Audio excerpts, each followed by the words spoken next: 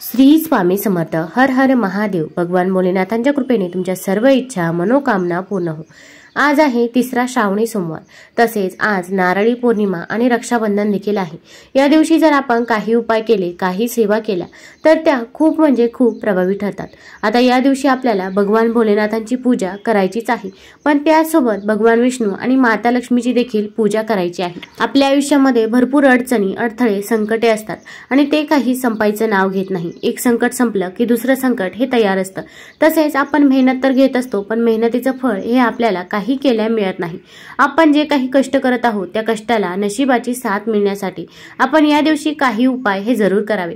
मग अगदी तुमच्या घरामध्ये मुलांची पाहिजे तशी प्रगती होत नसेल किंवा मुलं अभ्यास तर करतात पण त्यांना पाहिजे तसे मार्क्स मिळत नाही किंवा मुलांचे अभ्यासात लक्ष लागत नाही, यासाठी देखील तुम्ही उपाय करू शकता। घरामधील आर्थिक टंचाई दूर होण्यासाठी देखील आपण या दिवशी काही उपाय करायचे आहे।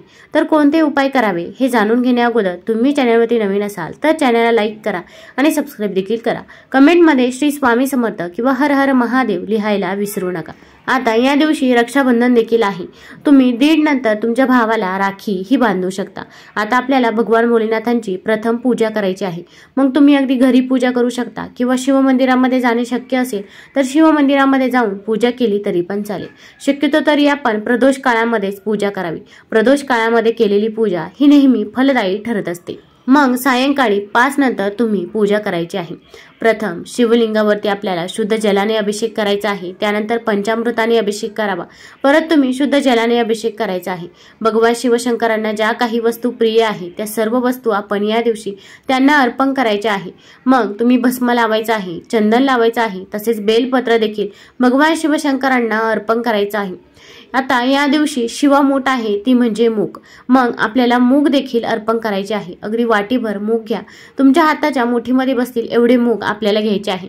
भगवान शिवशंकरांना आपण हे अर्पण करायचे आहे। अर्पण करताना आपण म्हणायचं आहे, शिवा शिवा महादेवा, माझी शिवामूठ ईश्वरा देवा, मनातल्या इच्छा पूर्ण कर रे देवा, असे आपण 3 वेळा भगवान भोलेनाथांना म्हणायचे आहे। आता हे म्हणून झाल्यानंतर तुम्हाला भगवान भोलेनाथांकडे तुमची जी काही इच्छा आहे, जी काही मनोकामना आहे ती तुम्ही सांगायची आहे। अगदी कठीणातली कठीण कोणतीही इच्छा असो ती तुम्ही भोलेनाथांना सांगायची आहे। तसेच या दिवशी भगवान शिवशंकरांना आपण साज शृंगार देखील करावा। सफेद फूल हे शिवशंकरांना अत्यंत प्रिय आहे, त्यामुळे आपण सफेद फुले ही जरूर अर्पण करावी। तसेच जिथून जलाधारी जाते तिथले पाणी देखील आपण थोडेसे ग्रहण करायचे आहे। आता या दिवशी आपल्याला उपाय कोणता करायचा आहे? हा उपाय घरातील कोणतीही व्यक्ती करू शकते। अगदी ताई, दादा, आजी, आजोबा, तुमच्या मुलांनी जरी हा उपाय केला तरी पण चालेल। फक्त मासिक धर्म असेल किंवा सूतक असेल तर या काळामध्ये आपल्याला हा उपाय करता येणार नाही।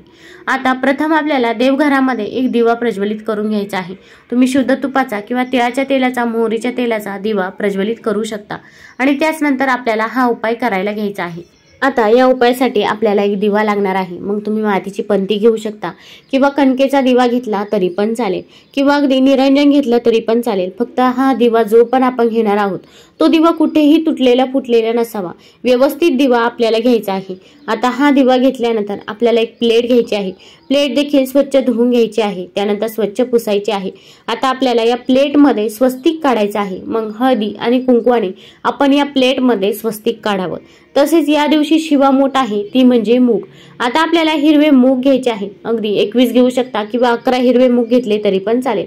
आपल्याला हे हिरवे मूग त्या प्लेटमध्ये ठेवायचे आहे। स्वस्तिक काढल्यानंतर स्वस्तिकवर आपण ते हिरवे मूग ठेवायचे आहे। त्यानंतर आता आपण दिवा घ्यायचा आहे। दुहेरी वातीची एक वात तयार करायची आहे। दिव्यामध्ये तुम्ही शुद्ध तूप टाकू शकता किंवा तिळाचं तेल, मोहरीचं तेल टाकलं तरी पण चालेल। आता या दिव्यामध्ये आपल्याला काही वस्तू टाकायच्या आहे। आपल्या घरामध्ये भरपूर वेळा पैसा येतो पण तो पैसा स्थिर राहत नाही, कुठेतरी वायफळ खर्च होऊन जातो। अगदी जिथे पैसा खर्च करण्याची गरज नव्हती अशा ठिकाणी देखील आपला पैसा खर्च होऊन जातो किंवा आपण मेहनत तर घेत असतो पण मेहनतीचे फळ हे आपल्याला मिळत नाही। मग आपल्याकडे पैसा येण्यासाठी तसेच माता लक्ष्मी ही स्थिर राहण्यासाठी या दिवशी आपण हा उपाय करायचाच आहे। तर आता आपल्याला दिव्यामध्ये एक लवंग टाकायचं आहे। लवंग हे साबूत असावं, कुठेही तुटलेलं फुटलेलं नसावं असं लवंग आपल्याला त्या दिव्यामध्ये टाकायचं आहे। तसेच एक हिरवी वेलची देखील दिव्यामध्ये टाकावी आणि एक हिरव्या मुगाचा दाणा आपल्याला त्या दिव्यामध्ये टाकायचा आहे।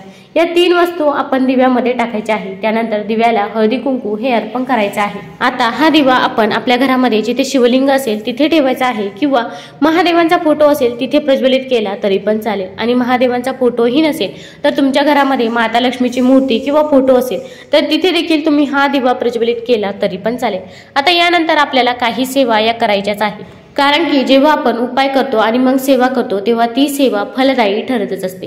तर आता आपल्याला महामृत्युंजय मंत्र 108 वेळा म्हणायचा आहे। अगदी 21 वेळा देखील नाही आणि 11 वेळा देखील नाही, आपल्याला 108 वेळाच भगवान भोलेनाथांचा महामृत्युंजय मंत्र म्हणायचा आहे। यामुळे अकाली मृत्यूपासून आपले संरक्षण होईल। तसेच महालक्ष्मी अष्टकम देखील आपण 11 वेळा म्हणायचे आहे। अगदी तुम्हाला या गोष्टी म्हणणे शक्य होत नसेल तर तुम्ही मोबाईलवरती देखील लावून देऊ शकता, मग श्रवण केले तरी पण चालेल। पण आपल्याला या दिवशी या 2 सेवा करायच्याच आहे। त्यानंतर ही सेवा झाल्यानंतर भगवान भोलेनाथांकडे तुमची जी काही इच्छा आहे, जी काही मनोकामना आहे ती मागायची आहे। अगदी कठीणातली कठीण कोणतीही इच्छा असू द्या, संतान प्राप्ती होत नसेल किंवा पैसा हा येत नसेल किंवा नोकरी मिळत नसेल, जे काही आहे ते तुम्ही भगवान भोलेनाथांना सांगायचे आहे।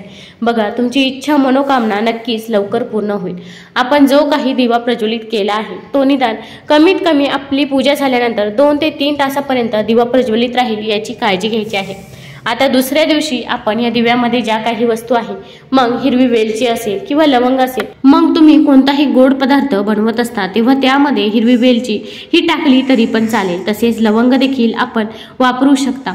आणि जर तुम्हाला हे करणे शक्य नसेल तर या वस्तू तुम्ही निर्माल्यामध्ये टाकायच्या आहे।